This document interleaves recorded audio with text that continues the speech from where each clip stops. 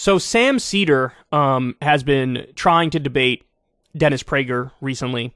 Dennis Prager likes to make this whole show about, bro, nobody on the left even wants to, like, debate me, bro.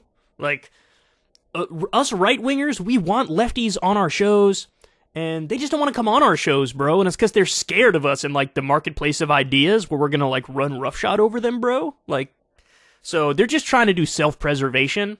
They don't want us to prove that they're idiots, so all the lefties are, like, staying away from our shows. And by the way, that is comically absurd. It is not at all true.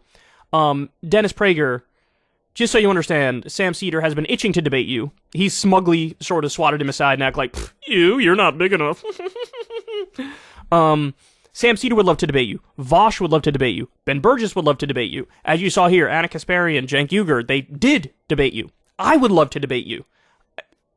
We're not scared of you, bro. We're not scared of you. I think you're really goofy.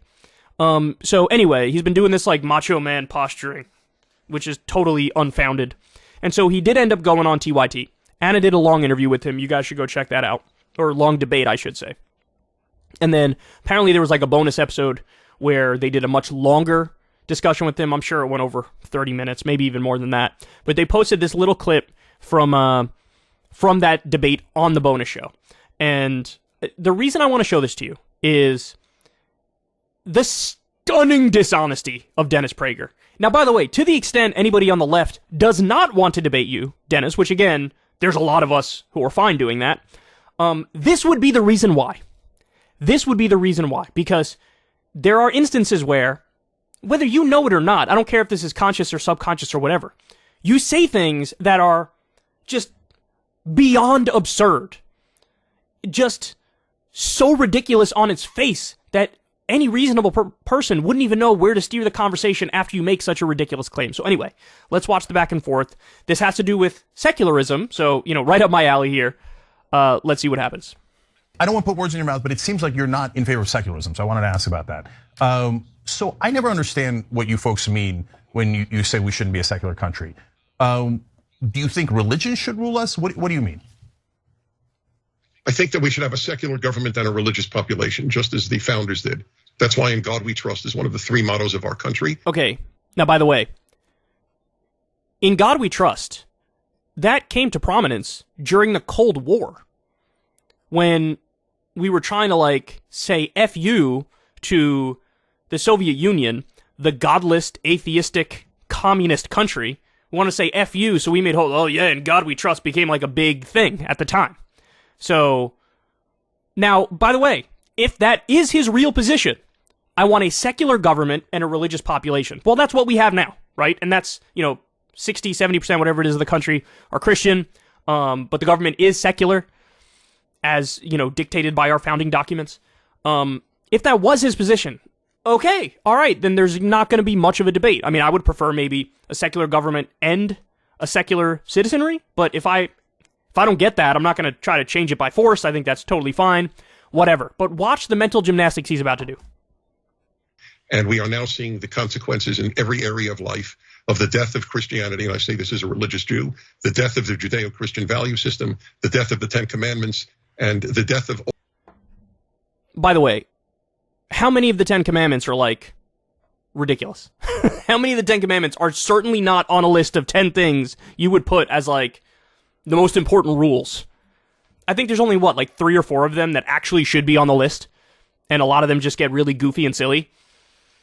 So, don't worship false gods or whatever, or don't covet your neighbor's wife. If you're going to make a list of the 10 things, the most important 10 things, I mean, wouldn't you put, don't rape, or, rape children? And wouldn't that go above and beyond, don't have, consensual relations with your neighbor's wife? I'm not saying I'm pro relations with your neighbor's wife, right? But what I am saying is, on the list of 10 things, a lot of the stuff that's on that list wouldn't make it on that list. But he acts like, it's the downfall of the 10 Commandments, that's our problem.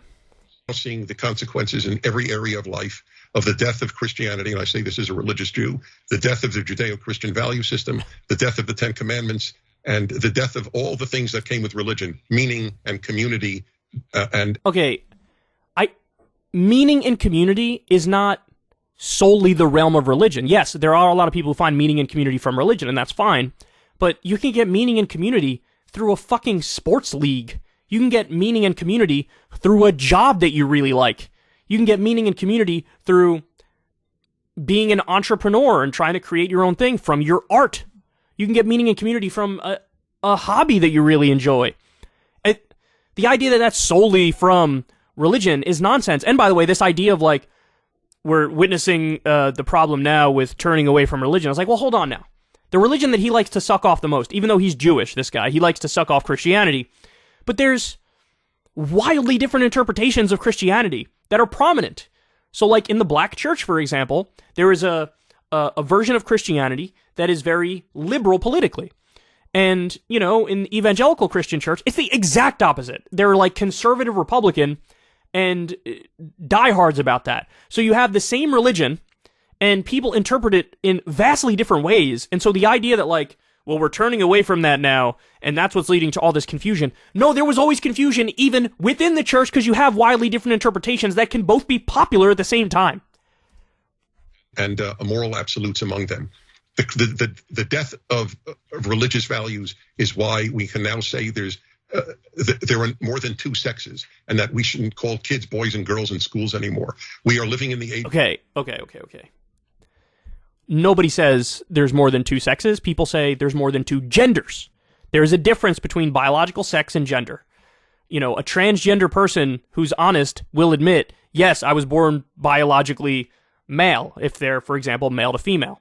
But their gender is female. So there's this difference between gender and sex, which is now, you know, a very common understanding of this issue. And it appears like Dennis Prager isn't even aware of that. And also the idea where, you know, you're not allowed to say boys and girls in schools anymore. My guess is in 90 to 95% of schools in the country, nobody's going to have any problems if the teacher's like, all right, boys and girls, time to do X, Y, or Z. I mean, this is hyperbole. And again, so he talks about the downfall of Christianity. The first example he gives of like, this is the problem is what? That we're now accepting trans people more? Okay, let's just continue. Of moral and intellectual chaos because of the death of religion. Okay, so poll just came out today, I think actually. 61% of Republicans say we should be a Christian nation, but don't get them twisted. They're not saying, hey, just be Christian at home. 57% of them, of Republicans, say, no, we know it's unconstitutional. We know that it's not in the Constitution. We can't establish a religion, but we want to do it anyway. 61% say, no, we want it. So that seems to be establishing a religion, Christianity. Do you think 61% of Republicans are wrong? Okay, so we covered this poll, by the way. Cenk tried. I think the number was actually 62%, but maybe he's right and I'm wrong. I don't know. But look at what's going on there. 57% say, yes, it's unconstitutional for us to be a Christian nation. 62% say, but I want to be a Christian nation anyway. Look at what Dennis Prager is going to do with this information. This is astonishing. They didn't say they want to establish a religion. They said they wanted a Christian country. I'd rather have a Christian country than a secular country, and I'm a Jew. They didn't say they want to establish. That is exactly what they said. When they say we want to make this a Christian country, what does that mean? It means they want it to officially be a Christian country, not a secular country. Now they say we know it's unconstitutional, but that's what we want anyway. He's trying to weasel out of it and say, no, they're just saying what I said at the beginning of this clip here when I argued I want a secular government, but a Christian nation in terms of the percentages. That's not what they said. That is such a dishonest interpretation of that poll. Now, by the way, I'm going to go a step further because we covered the other day a different poll which showed, I think it was like 43% of evangelical Christians don't even believe in the divinity of Jesus. They think he's like a good teacher and a good philosopher, but they don't even think he's the Son of God. 43%. So there isn't even agreement on Jesus being God among evangelical Christians, but you know what there is agreement on? It's like 90% or more who say ban abortion, 90% or more who say like ban gay marriage, 90% or more who say like ban premarital sex. So what is evangelical Christianity in today's day and age? It is nothing but a deep commitment to conservative Republican politics, namely social policies, most importantly social policies. So when you have all these people, 62% say, I want a Christian nation. What they really mean is, I would like to enforce social conservatism on the rest of the population in the name of Christianity, which of course would be establishing Christianity. He's playing Weasley and acting like, no, that's not what they said, that's not what they believe. That's exactly what that poll means. He's being dishonest because he can't just admit, yeah, these people don't agree with me when I say I want a secular government and a Christian population. He's just being dishonest to protect his side because he's a political partisan hack. Okay, so help me understand what a Christian country means. Doesn't that mean you establish a religion, Christianity? No, established. There was never an established religion in the country, and Christians aren't for it. What do you think it means when 62% say I want a Christian nation? Are you actually going to try to make the argument, and he is, that no, they're saying what I'm saying. I want a secular government. They didn't say they want a secular government. They said they wanted a Christian nation. Oh my God, man. Work with Christians. I know I work more with Christians than with Jews. My synagogue is Jews, but I work with Christians. I'm at churches all the time. I never heard one of them say, let's establish Christianity. Well, I don't give a fuck what you heard or didn't hear. We're going off empirical data here. Empirical data. What does it mean? But Protestants believe deeply in the separation of church and state. I don't see that at all. The whole point of the poll is they do not believe in the separation of church and state. And he's like, no, they believe in it. Dishonest, flat out dishonest. It's not in the poll. 57% said, yeah, we know it's unconstitutional. They mean establish a religion. Now you're trying to make it like that the Republicans don't actually mean that. So what do they mean when they say we want a Christian nation, not like the one that's in the Constitution? Jake, you know what they mean. What they mean is, in the name of Christianity, we want to ban abortion. We want to ban gay marriage. They would even maybe go as far as banning premarital sex, because that was a huge belief in that poll. They want it to be officially a Christian nation. They want to prioritize Christianity over other religions, and perhaps even grant certain rights to Christianity that other religions might not have. Prayer in school, for example, right? Pray in school in the name of a Christian God. This is the stuff they mean. Right. I don't know the constitutional part. This is brand new to me, so I can't comment. I can only tell you that when Christians say they want a Christian nation, they want a nation that is governed by Christian moral principles and not the moral chaos that we see today. And I am a supporter of that notion. Moral chaos that we see today. See, in Dennis Prager's eyes, it is quote-unquote moral chaos if you say we should allow gay marriage. It is moral chaos if you say, like, hey, physician-assisted suicide for a terminally ill cancer patient who's in extreme pain, that's actually, it's the right thing to do to allow them to choose for themselves if they want to end their lives. It's moral chaos to say, let's have a moderate abortion policy like Roe versus Wade, where it's a woman's right to choose, and then the state can regulate it, and late term can be banned, but we have a giant window where you're allowed to choose. He would say that's moral chaos. No. Quite the contrary here, Dennis Prager. You get a better, more accurate, more empirical, more fair, more reasonable moral system derived from secularism and humanism than you do from any sort of religious doctrine. Governed means the state, and but anyway, go ahead. I'm sorry, I don't believe in Christ, just for the record. I am not a Christian, and they are not forcing, and they never did force anybody to believe in Christ. Even when they were really in power, they never forced one American to accept Christ. When they take government policy and they try to make it in line with their interpretation of their religion, that absolutely is forcing their religion on others. Yeah, perhaps they haven't in decades or more than that done an Inquisition or Crusade style thing where at the the end of a sword they try to force you to believe X, Y, or Z or convert. But if you do something like ban gay marriage or ban contraception in the name of your religion, that is an authoritarian belief that you're forcing onto other people. That's a pretty damn good record. That's because it's not constitutional. You're making it seem like they had the option. Yeah, that's another good point. So I want to ask. Well, wait a minute. Okay, go ahead. You just said if they have power, you're afraid, correct? Well, first of all, Isn't no, that I the didn't say implication that. of what you're saying? No, I didn't say Okay, that. But so Dennis, right. yeah, I'm worried that your dear leader, Donald Trump, doesn't believe in democracy. He said he had a system to put in fake electors. Now you got 61% of Republicans say, screw it, let's just be a Christian nation. Let's establish basically be run by a Christian mullah, okay? And so do you think Trump wouldn't say, I'm that mullah and we're not having democracy? He'd do that in a second. You think that he cares about the rest of us? A lifelong con man who only cares about his own power and wealth. If you can't see that, Dennis, you're being purposely blind.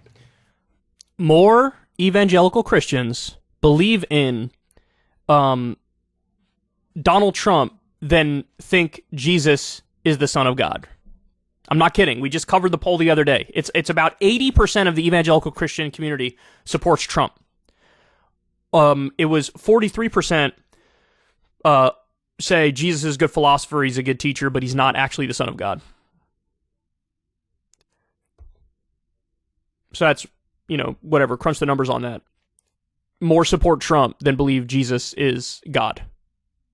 So yeah, is it a fear that these guys have this super hardcore authoritarian far-right social issues value set? And that's what they define as their religion. And I'm sure if you crunch the numbers on, hey, who's most likely to support overturning the 2020 election, it's going to be a giant majority of evangelicals who say that's what they want. So this is all under the banner of we want a Christian nation, right? Marjorie Taylor Greene wears it on her sleeve. I'm a Christian nationalist. She also wants to put Donald Trump back in office and toss out Joe Biden based on nothing. Purposely blind. The man was president for 4 years. He was far more open than Joe Biden and the Democrats are, who are using the FBI to suppress dissent and who are using the New York Times and CNN. This is the least free America has been in its history in terms of free speech and freedom of dissent. And it's. Oh my God. Trump literally said we should open up the libel laws to sue the media when they write bad stories about him. He said he wants to punish flag burning with up to a year in prison. Like, what are you talking about? And the whole FBI thing, dude, he's caught red-handed committing so many crimes. This is the FBI with a rare W. And he's actually, political persecution. Jesus Christ. So anyway, look, you get the gist of it. We don't need to keep watching the rest of this, but this is why it's hard, man. It's hard to have a conversation with somebody like Dennis Prager, because when you're talking with somebody where there's like literally no common ground or like 5% common ground, it's tough. Because then you have to take issue with like every sentence out of his mouth. And that might appear like nitpicking, and it might not be good optics, but it's also like necessary for accuracy's sake to be like, you're wrong about that, and like you're insane, right? But anyway, there you have it. I'm just amazed by how brazen he was with that lie, where he talks about like, no, they don't want a Christian nation, even though they literally said to pollsters they want a Christian nation. All right, dude. Go with that argument. All right, guys. That is the end of today's show. I love y'all very much. I want to say big thank you to everybody who supports this show on Patreon and supports Crystal Kyle and Friends on Substack. You guys mean the world to me. It's because of you guys that I've never had a conversation with an advertiser in a decade of doing this show, and I plan on not having conversations with advertisers because we prefer building it small dollar donors and up. Again, very, very proud of that fact. So thank you so much. And if you're not a supporter on Patreon, please consider it, or please consider supporting Crystal Kyle and Friends on Substack. And yeah, if you're watching on YouTube, everybody, go ahead and click that like button and comment and subscribe and tell me that I'm amazing and that I probably got the world's biggest schlong and all these amazing things. So yeah, there you have it, guys. Love y'all. I'll talk to all of you soon. Have a great rest of your day. Peace. If you want to see me and Crystal Ball interview legends like Noam Chomsky, Cornel West, and more, subscribe to Crystal Kyle and Friends on Substack. $5 a month gets you the video version a day early. Remember, we take 0 ad dollars for this podcast. Or you can sign up on Substack for free and get the audio version a day later. Link in the video description box below.